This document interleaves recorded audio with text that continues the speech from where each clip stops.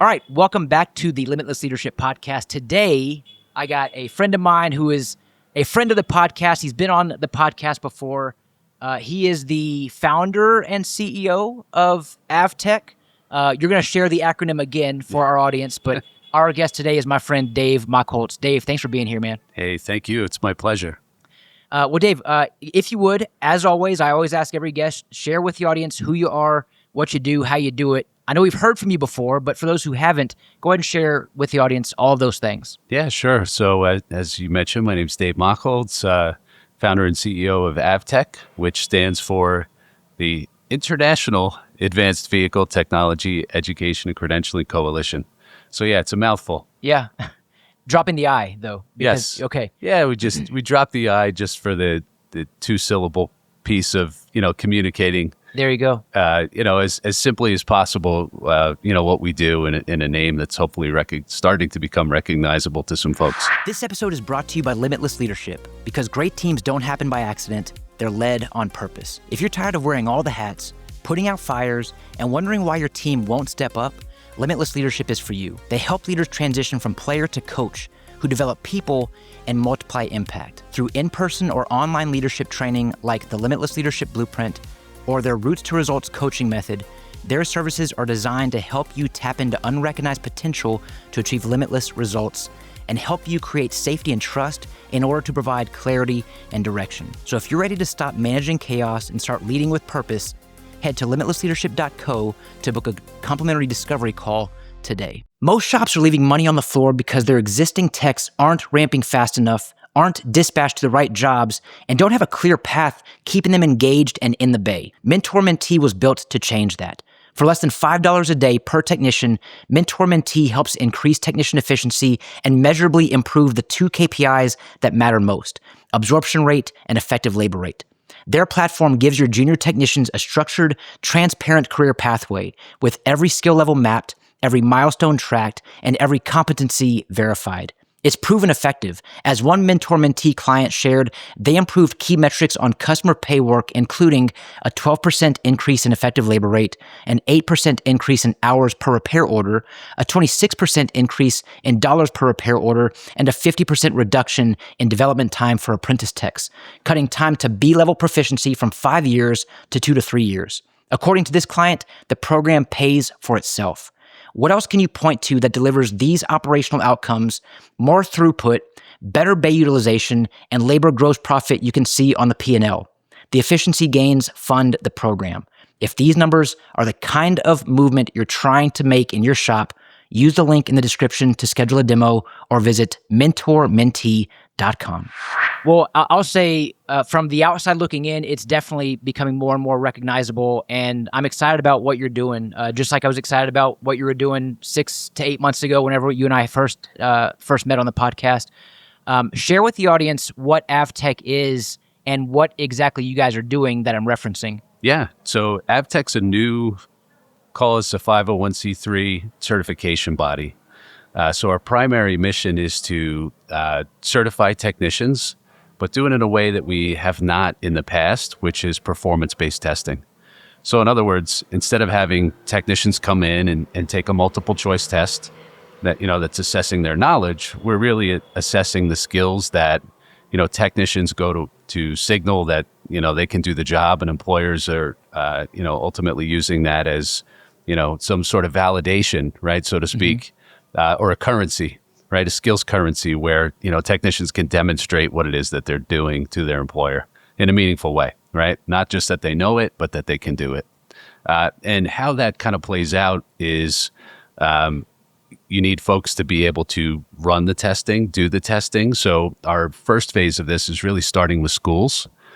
So we have 4 pilot schools that we just introduced across the United States. Excellent. Yeah. Hey, hang on a second, audience, because I don't want to glaze over this. 4 pilot schools already that you guys are testing with, essentially. So I want to just say congratulations. Like that's a huge accomplishment. Yeah, thank you. And a lot of those schools were hand raisers. They were people that said, hey, we want to be the change in the industry. Yeah. And we really want to give this a shot. So they've become champions for this thing, which is really cool. And those schools are Mass Bay Community College up in the West Boston area, Umpqua Community College out in Roseburg, Oregon. Who else? Parkland College in the state of Illinois. And last but certainly not least is Collin College down in Allen, Texas, or really Dallas-Fort Worth, Plano area. Yeah, yeah. So really, really good schools, great programs already. They want to take their programs to the next level through certifying the skills of their students. So they're starting to pilot now. We have 3 current certifications that they're working through and piloting. One of them is a maintenance certification, right? That really requires that the students or the technician to go through an entire maintenance procedure, right? And part of that stems from work that I did at Suffolk Community College as a dean years ago, where we had students going out to the work site where we had never done that validation. And we had an employer come back to us and say, you know, it's great that your students have all these certifications, but they can't put a car on a lift and they can't do a full service. So, you know, when you look at sort of the technician shortage and you look at the number of young people that are in the pipeline in accredited programs, right? So ASE accreditation has been around for years. They have pushing 2,500 schools. You know, on their numbers alone, there's probably 50,000 graduates a year, right? We only need like 68,000. So why is the school system not the answer? We think it's because we've been kind of going about things the wrong way. Yeah. Right? We haven't been looking enough at the skill set of the students in these programs, but also helping and empowering the teachers in the programs to be able to facilitate, you know, competency-based instruction that results in the skills that employers are hiring and promoting for. So, but you also wind up with this kind of a mismatch, so to speak. So in other words, an accredited program, like my program at Suffolk before I left there, we had, you know, program accreditation, which basically said, you know, we were doing a certain amount of hours. It was a master certified program, right? And we struggled to cover the content that we needed to cover. So when you look at that, right, if you're communicating as a school to the employer that you have a master certified program, right, and the student walks into a work site saying, yeah, I've completed all these classes, if all of a sudden the employer's perception is that student can't do the job, there's all of a sudden this distrust of education. It certainly raises a lot of questions. It raises a ton of questions, and it's not the school's fault, right? The school is working from a system, right? And it's content deep and skills shallow. So really what we're doing is looking at what does a student need to be successful in sort of those first 3 to 5 years, right? So they don't fall out of this system. You know, I forget what the podcast was. I was perusing the internet the other day, and I saw a podcast where it was an employer, and he was talking about being frustrated that a student had come in, had a lot of certifications, right? And he was asked to do an alignment. And he said, can you do an alignment? And the guy that he hired said, well, yeah. Right. And he passed the class, right? He passed the alignment class in school, and he had certification saying that he knew how to do an alignment. But when it came to actually putting the truck on the rack and checking things like tire pressure, he missed it. And he missed a pull, and all the numbers were right. And he was standing there trying to figure out. So the employer was frustrated because the student was saying, hey, I have these skills, but they were given the false sense that they had those skills because they passed a class that wasn't competency based. So in other words, I go through a program, I take a multiple choice test at the end, and I get a C. Does it mean I can do the work? No. And that's really where we come in with this is we're not saying, you know, accreditation isn't valuable that's out there or certifications aren't valuable. It's just not enough, right? And we need more evidence. And that's really what AvTECC is doing, is creating that evidence that employers want to hire, right? When you think about just the hiring process, I know you talk about this all the time. What's the cost of acquisition of a new employee or a lost employee? It costs 6 to 9 months of their salary to replace them. Right. So our thought process is at scale, and we've heard this from some of the industry groups that we're working with and some industry partners. Hey, once this school is up and running, before I hire somebody, I know they don't go to the program at Collin College or Umpqua Community College, but could we pay the school to run a skills validation on someone before we hire them? Yeah.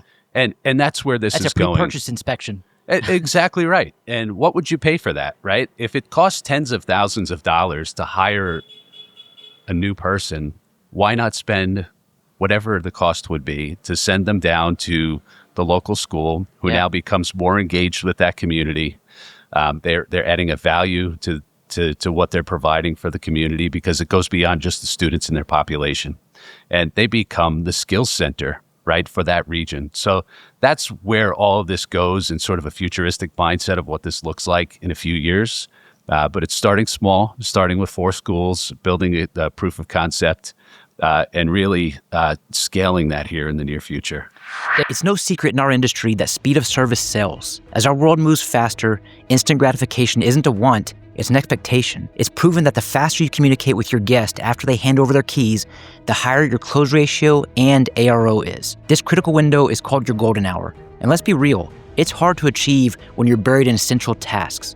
That's where Golden Hour Garage comes in. By partnering with their team of industry professionals across the US, you can truly own your golden hour. Golden Hour provides a virtual estimate building, extended warranty, fleet claim processing, loaner advisors, and hands-on partner support, so your team can focus on the guest experience and profit growth. Book a discovery call today. Limitless Leadership listeners receive 10% off their first 3 months. All right, leaders, whether you're running a shop, leading a team, or leveling up in your career, you know details matter. And if you're like me, that includes keeping your beard on point. That's why I trust the Bearded Brotherhood. Their beard oils, beard balms, and mustache waxes, among other, are made with all natural ingredients, no junk, no shortcuts, just top-tier quality that keeps my beard looking sharp and feeling great. And let's talk scents. Whether it's their best-selling Woodsman or my personal favorite, Lone Stranger, the Bearded Brotherhood keeps me smelling fresh and my beard stays soft all day. If you take your beard game seriously, this is the stuff that you need. And because you're part of the Limitless Leadership podcast family, I've got a deal for you. Just visit thebeardedbrotherhood.co/lead15 to grab your favorite products and get 15% off in the process, because a great leader deserves a great beard. Now, back to today's episode. Dave, I think I really commend you for this for this task that you have chosen to this flag that you've chosen to pick up and carry. This is a heavy flag, like, this, and I want our audience who's listening to know this as well. This is not an easy task that you're doing. ASC's been around for years, and I like the way that you shared, like, you're not discrediting the accreditation from ASC, but it's not enough. It's not enough because, to your point, someone can take a multiple choice test and they get a C.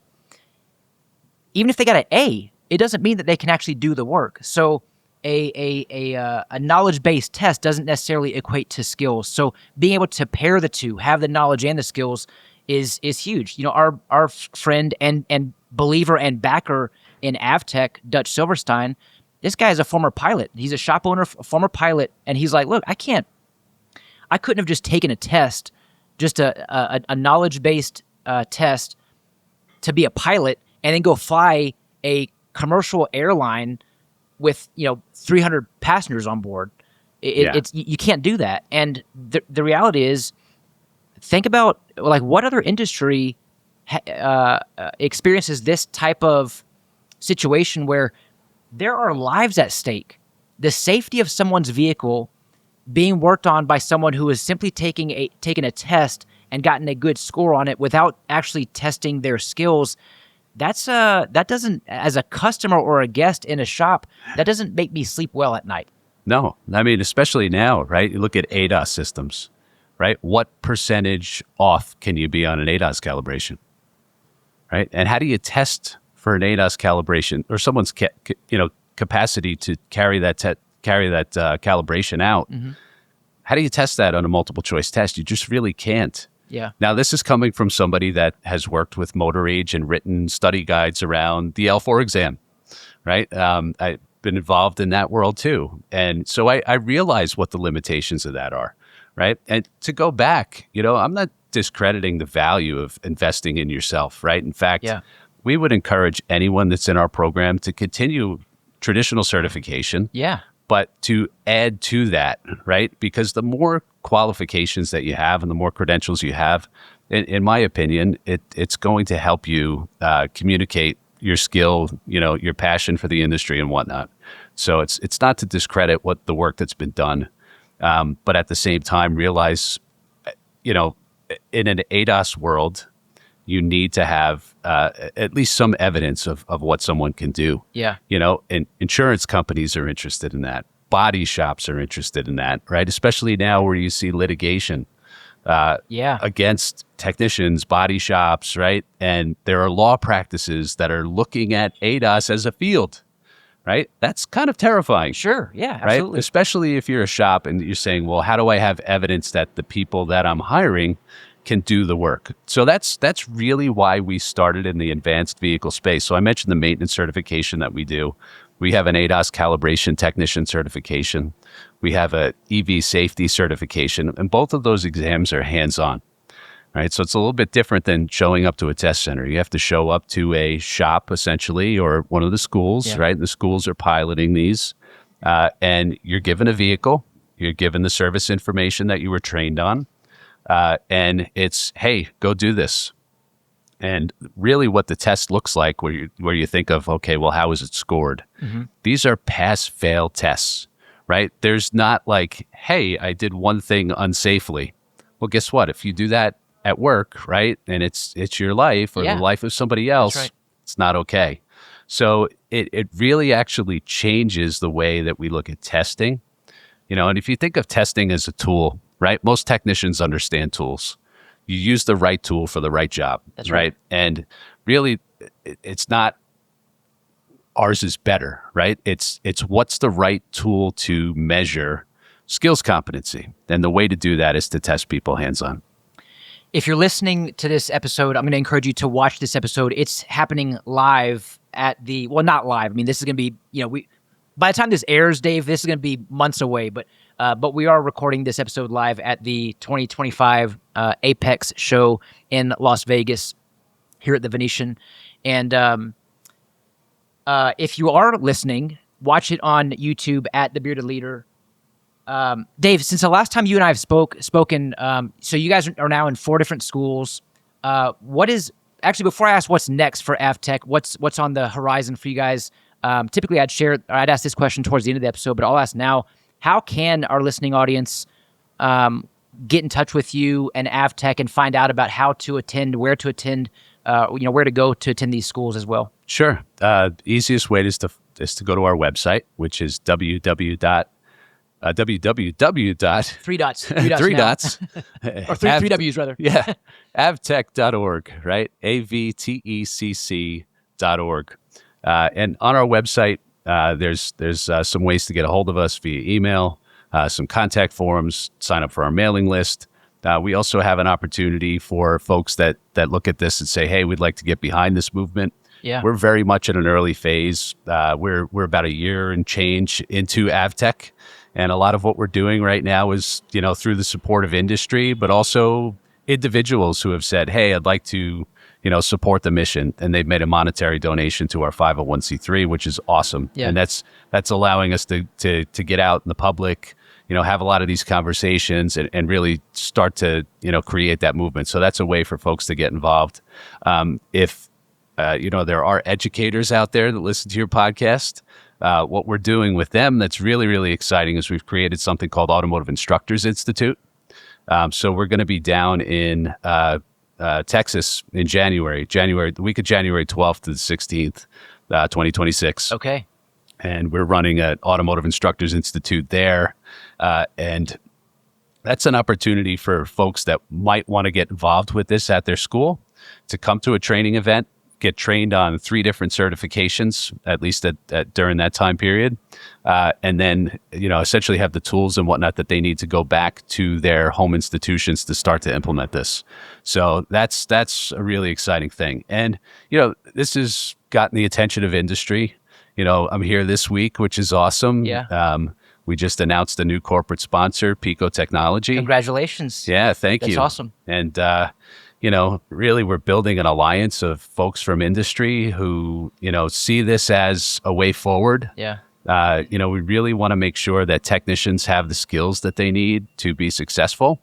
And, in working with organizations like Pico and TopDon, we're starting to talk about, well, how do we improve our training and credentialing pipeline, throughout the industry? So they're not just partners monetarily; they're partners that really truly want to work with us to bring this to scale, which is awesome. It's incredible to see how many people recognize what this can do for the industry, and we know that it can do a lot. We know that in order to do so, it requires change, and change is hard. People don't love change. In fact, people really resist change. I'll ask you, you talked about how it's gaining attention within the industry. I'd imagine good, bad, and indifferent. Oh, sure. Can you speak to the, let me ask you this, I'm careful with how I phrase this question, but what is the real reason for the kickback and the pushback on we're not talking about replacing something. We're talking about adding something so that an industry can truly change for the better, to protect our guests and to create more credibility for our industry. What is the reason for the pushback? Well, I think this is a loaded question. See, I'm careful with asking. You're careful with answering. Well, put it this way. In the late 1960s, early 1970s, Ralph Nader had written a book called Unsafe at Any Speed.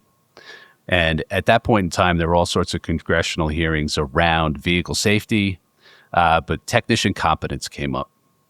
And at that point in time, the dealers got together. It was mostly the dealers and some people from industry, and they went to Congress and they said, "Well, look, we don't want to have technician licensing," and they essentially leaned on a guy from Princeton University who had started a company called Educational Testing Services, who's actually the parent of the GRE and graduate school entrance exams, things like that. And he said to the automotive industry, "I can help you build an exam, and that exam will show competency." So at that point in time, the government accepted that as the standard, right? You move forward with the voluntary certification system. So I think, when we're coming out and saying, look, less than 20% of people hold a voluntary certification in our industry. And when you have hundreds of thousands of people, wow, that means that you have hundreds of thousands of people that we have no idea whether they can do this job or not. Right. So that's scary.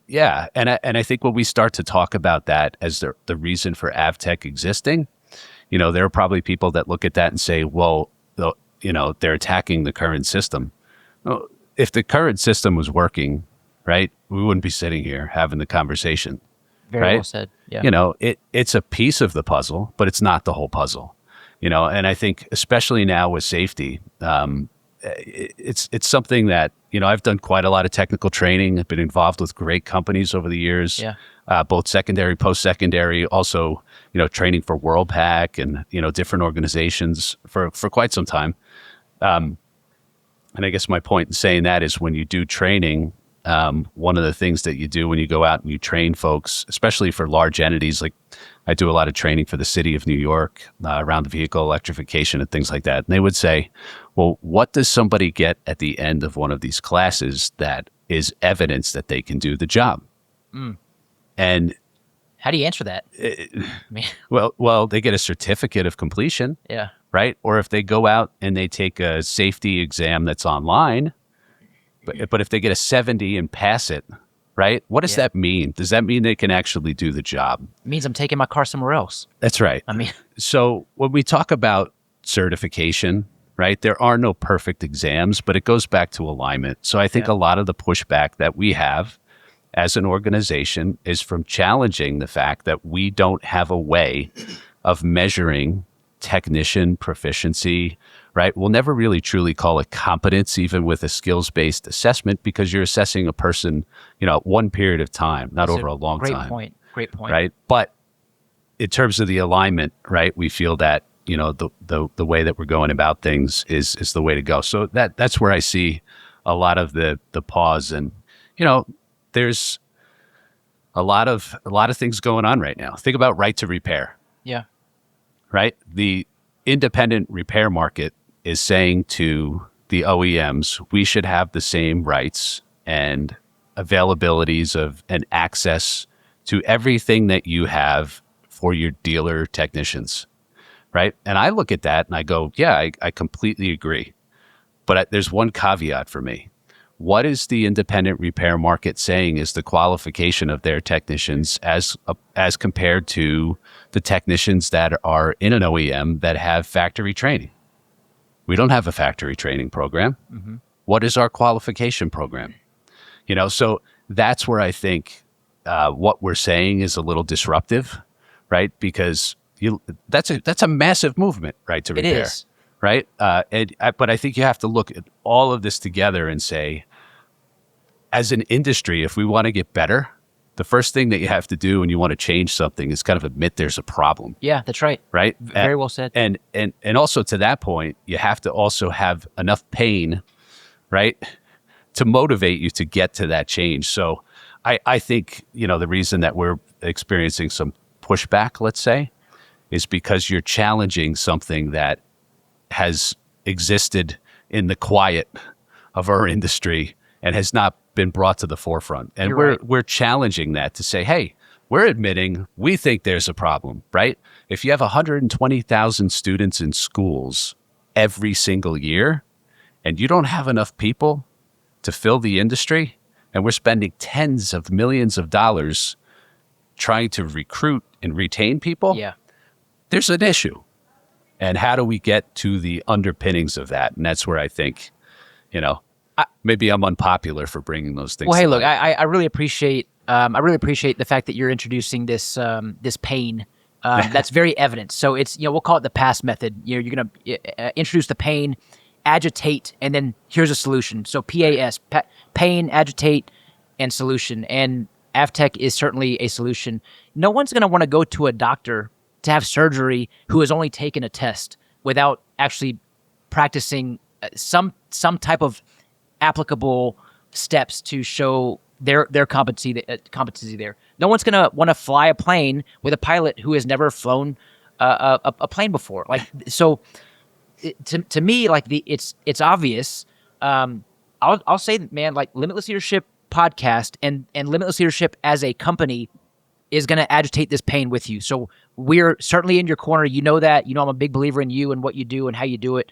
But man, keep on carrying the flag, Dave. I know it's not easy. I want to ask you, from a leadership standpoint, something I believe in when we hire team members, we want to hire CIA team members, people who are coachable, intelligent, and who have the right attitude. But when you hire, I believe that you prioritize values over skill set, or values over talent, or values over practical application, whatever you want to call it. Now, that doesn't mean that you ignore the latter, but you prioritize values over skill set. My comment, and I don't think there's a question, it's more of a comment, is this. Like, look, what we're identifying is an opportunity for us to hire and bring on the right people who understand how important it is to have values like being coachable, having the emotional intelligence to work with your team and guests, and also bringing the right attitude, because we know that one bad apple can ruin a bunch. So you hire your CIA team member, and you also ensure their level of competency from a performance standpoint through a company like AvTECC. Right. I mean, to me, like, this is a match made in heaven. So I know I'm naive in saying this because I'm thinking like, well, why wouldn't someone want this? Sure. But to me, this is where I say, like, keep on carrying the flag, like keep on carrying this torch. Like, this is not easy. I know it's a big lift, but man, you have a lot of people who believe in you and believe in AvTECC. And I'm just going to say, man, keep going and keep growing, because it's incredible what you're doing. Well, thank you. And it's so meaningful to hear from someone like yourself. And yeah, I've definitely felt the support of the industry, and we can use more, so reach out, reach out to me via email. I answer the website email, right? So literally you're not going to get a boxed, a canned response. Yeah, and it might take me a moment or two to get back to you, but I talk to each and every person that engages with us, at some point, and I could probably do better, but it's something that we definitely want to be engaged with the people that want to be engaged with us. And going back to your point on measuring other types of skills. In the skills world right now, we call those durable skills, right? So all of your soft skills, your communication skills, do you show up on time? Yeah. And, interestingly, while we're measuring technical skill set, let's just imagine a world in the future where the independent repair shop has a relationship with the community college down the street. Someone comes in for a job, and it's job interview number 1, right? And they think they like this person. If they can send them to the local community college for an appointment, right, or a local trade school, or maybe even a local vendor, it could be a parts training center like a Napa or whoever. If they send them to that appointment and they show up on time and they're presenting well, like one of the things that we see too is you could start to measure some of those durable skills. Did they show up on time? Did they show up for the appointment? So even if it's not an actual checklist item, you still have some feedback from that site as to, did that person have good communication skills? Did they keep the appointment, et cetera? So it's sort of holistic when you start to look at this from the lens of skill set. Dave, if I'm a shop owner listening and I have existing team members right now who I want to enhance their performance-based skills, what can I do? How can I involve AvTech in the training of these technicians? That's a great question. And I think that's a later phase of what we're doing because we have to get the schools up and running. But it's something that we're definitely cognizant of. Like, how do we get shops to have a professional development program that's aligned with what we're doing? And we see the companies that we're working with as logical starting points and looking at things like diagnostics, for example, and having diagnostic certifications around tools and different skill sets. Think about scan tool and scope usage, right? So there's some exciting things coming. Right now we're crawling. We need to get to the point where we're walking, and in order to do that, we need the support of the industry. Yeah. And I think that's something that's coming in the future. That, and if you think about it, right? If you said, well, what does a diagnostic certification look like? Hands-on. Well, let's just take the scope, for example, right? If you had to utilize a scope for signal acquisition, could your technicians do it?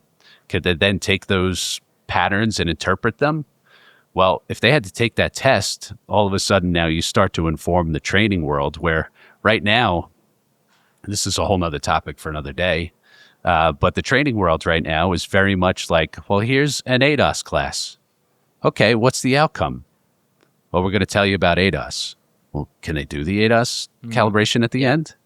Right? So it starts to change the way that this is my hope, that our movement starts to change the way our entire industry thinks about training. Yes, I like where you're going with this. And really it becomes about performance improvement, right? Not so much about the testing, but the process in which to get to the demonstration of the skills requires rethinking and reshaping the way that we're training technicians. I like where you're going with this, Dave. To me, especially with all these events, like we're at APEX. I mean, I'm sure you guys can hear a lot of the background noise. We're right smack dab in the middle of a trade show. In fact, I think, is that someone just whistling? I mean, I think so. Yeah.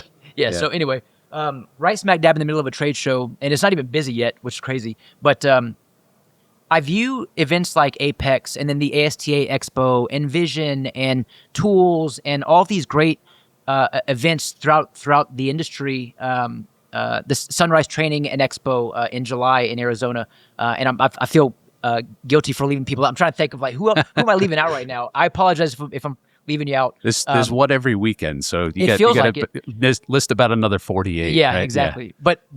But the point is this: you go to training at these events, and then what happens beyond that training? Like what we know is that knowledge without action or application is just information. And the sad thing is, a lot of us treat these trainings like the practice that is needed to eventually be in the game. But what about the actual practice? Because that's what you're talking about. Performance improvement comes after the training. So you come to training, get a lot of knowledge. Now it's time to act. You get back to your shop on Monday and you start working on performance improvement, which is really practice. Right. So a football player is not going to go to spring training or summer training camp or whatever, and then without practicing for the games. There's hours of practice for this 5 to 7 minutes of actual game time an average football player plays in a game. There's so many hours of practice.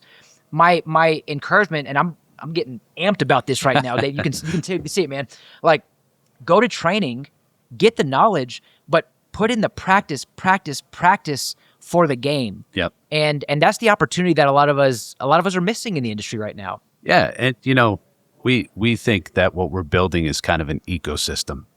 Right? It's not just about a test. It's about professionalizing what technicians do. Technicians don't get the respect, admiration, right? That's compensation, right. Yeah, right? That's right. That they deserve. And really, if I had to say anything as we kind of wrap things up, is I am focused on what's going to help technicians, not what's going to help. And I know you have a lot of shop owners. If we help technicians, we're going to help shop owners. It's a byproduct. That's right. It's a byproduct. So, the other thing is, and this is probably why there's also a little pushback to what we're doing. Okay. When you don't have a licensing structure, right, or like a professionalized structure for technicians, what does that allow employers to do? It allows employers to pay entry-level people less money. So think about this. Gotcha. The young person, go back to the school scenario. Young person goes to school, gets a 2-year degree in automotive technology, has a ton of certifications, and they come out and they go to work. And do you know what our average rate of pay was for our second-year students at Suffolk in their cooperative program? What you got? $16.50 an hour. Right? That was in their last year. That was average. Okay. We had some outliers that were at $23, $24 an hour. But $16.50 was the average, right? I can go to Starbucks, right? And go to, what's the place in Texas? Buc-ee's that everybody talks about. Buc-ee's pays real well. Costco. Yeah, right? Costco. And I can make a living, right? $16.50 an hour, if you do the math on it, is not a living wage, right? It's not. And what's also happening here is when we've set up the employer in terms of expectations of thinking that that person coming out of the 2-year school is a master certified person, right? They're not. They don't have the experience yet. That's right. But also the training that we imparted to them was content deep, skills shallow, right? And the employer has every right at that point in time to say, well, I can't pay more than that because they don't have the skills that I need to be able to compensate for them for that. Yeah. So we're trying to flip that script to say, let's help schools make more valuable technicians. Let's give shop owners value from the educational programs that they're working with. Not that the schools aren't trying, right? They are, but they're playing to a playbook that is aligned around 8 areas of testing, right? And master certification in a test that is going to be the predominant way that they're trained to take a multiple choice test. We're flipping that script, dumping the pieces out on the table and putting this back together with the skills perspective. And really, the person that I hope we help the most is the technician. Dave, I can't wait to interview you again, 6 months, a year from now, and find out more about the 4 schools that you guys are currently in. Plus, by then, you're going to be in more schools, I would imagine. There are 2 questions I ask every guest on every episode. The first is, what does leadership mean to you? I'm going to put a cliffhanger, might not be the right word, but I'm going to encourage everyone to go back and listen to our first episode that we did together to get your answer to that question. The second question is always, what is the best advice you've ever received from a coach or a mentor? I'm going to flip the script on this episode and ask you, what's the best advice you can give to our audience? Boy, well, invest in yourself, right? I think everybody that's here at Apex, right, is probably going to training. So I think, as a person that has higher education and working on my doctorate, right, I believe in the power of education. I believe in the power of investing yourself in whatever's available, right? So for those that might also think that we're not for certification. We are. Go out and invest in yourself. Take certification exams. Find any type of way, especially for our technicians that are listening, to provide evidence to the folks that you work for and you work with that you're at the top of your game. I love that. And I think that's really the best advice that I could get is your investment in education is a lifelong investment that will keep returning benefits long after you pay for that education. Absolutely. Absolutely. Love that. Dave, I look forward to the next time when I get to introduce you as Dr. Dave Macholz. I hope from your mouth to God's ears. I hope that's, still a bit of work to go, but and trying to get this off the ground, but all good things, and I hope that's the case. Yeah. Hey, man, you're on your way, brother. I appreciate you. I really admire and respect this massive haul that you are undertaking. But, man, you're doing a fantastic job. Keep it up. Thank you. Appreciate that, my friend. Likewise. And hey, thank you. Thank you for listening. Thank you for tuning in. Thank you for watching the Limitless Leadership Podcast. As you know, every episode we look to transform our leadership skills by tapping into unrecognized potential to achieve limitless results. So thanks again for tuning in. Have a great day, everyone. Don't forget to smile today. Tell your loved ones how much they mean to you. I'm Josh Parnell, reminding you to keep leading well.